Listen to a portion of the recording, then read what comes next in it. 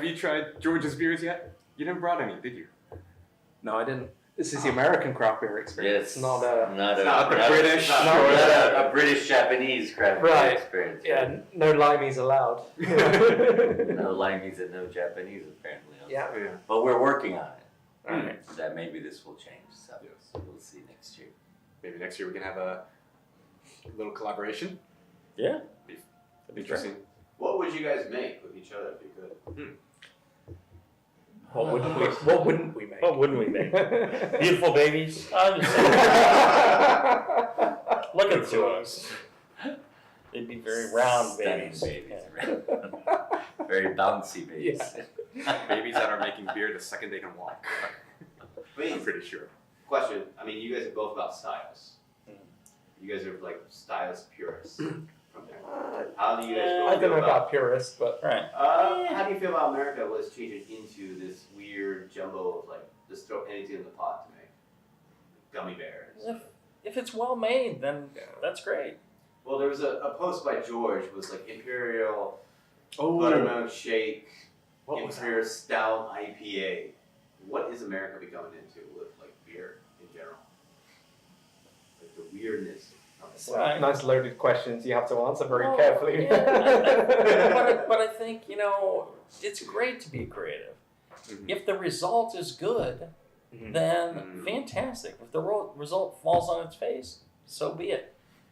It's like we're talking about art. Some of these artists go out there and then people are just amazed and it becomes something. And others just like, geez, go back to taking LSD and it's alone. And, it's the same thing with brewing. One of the things that frustrates me, though, I will say, is that somebody come out with some crap they threw in a beer. It tastes horrible, but it is trendy, or it is cool, or they're beyond reproach because they're so out there that it's the greatest brewery in the world, and it's like I can't drink this, and you can't find anybody that drink it. You find people kind of like choking it down and like or people trading the bottles and never drinking them. Right. It's like, well, okay, so nobody's actually drinking this beer. They're just buying it because it's limited and then trading it around the world, and nobody's opening these beers. It's like, well, that's not beer, and that's not. I think that's a total waste of time. That's Can I re-ask the question that Yeah. Johnny Cash meant to ask the question? Do you guys know my friend Johnny Oh, Cash? you mean by the Mr. way? Bean? Yeah, he does look like Mr. Bean. Young Johnny Cash. You walk Yeah. into Nashville Airport, and there is Eric's picture. And I'm like, what is Eric doing? Oh, it's Johnny Cash. Okay. So, George has come out often, and George is very vocal about the beers that he likes and the beers he doesn't like. Yeah. He comes out of that. But so yes, and he has made fun of gummy bear, whatever beers. Do you find that really is prevalent in America, or to what degree? I mean, to a detrimental degree, or is it most people do make, even if they use a gummy bear, they'll use it well, or do you see there's like way too many of these crappy, overwrought? There's way too many of them.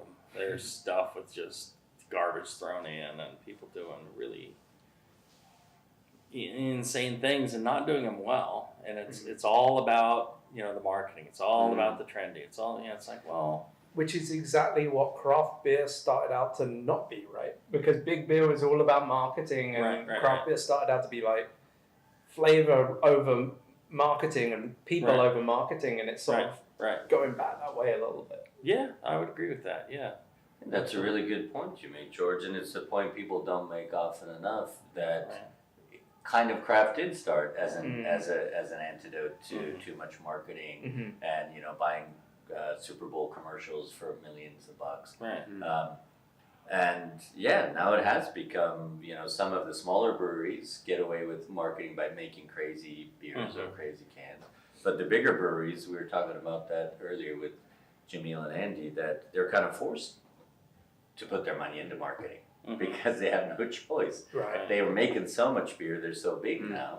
I'm not going to name any names, but some of the bigger breweries, I mean, they have to do that. They don't have a choice. And that, arguably, as George said, is getting away from craft beer and what the original intention was. Well, and back to the original question about style, so it isn't that, we're style Nazis, everything has to be, exactly like this. It's that, these styles became perfected over, many years, and they're really good when they're done well, they taste really good. And so, there's a lot of things to already brew.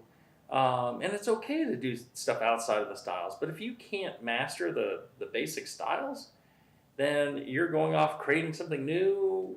A lot of times the fundamentals of brewing good beer are lost. Yeah. And that's the problem we have with people that are trying to be too creative without actually being able to, knowing how to brew first. That's the thing learn that how to scares brew. me. Yeah. If Once you we know how to forget- brew at a high level, then be creative like a madman. Yeah.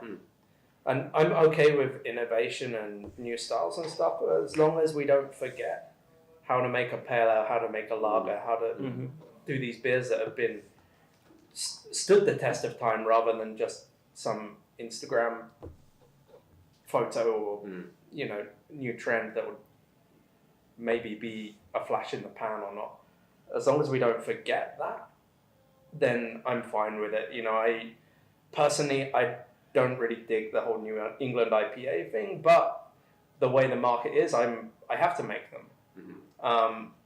If I still get to make my best bitter, fine. I'll make New England IPA as long as I still get to make milds and bitters and porters. It's that balance. And we'll let you make New England IPAs as long as you keep making the best bitter. Exactly. Yeah.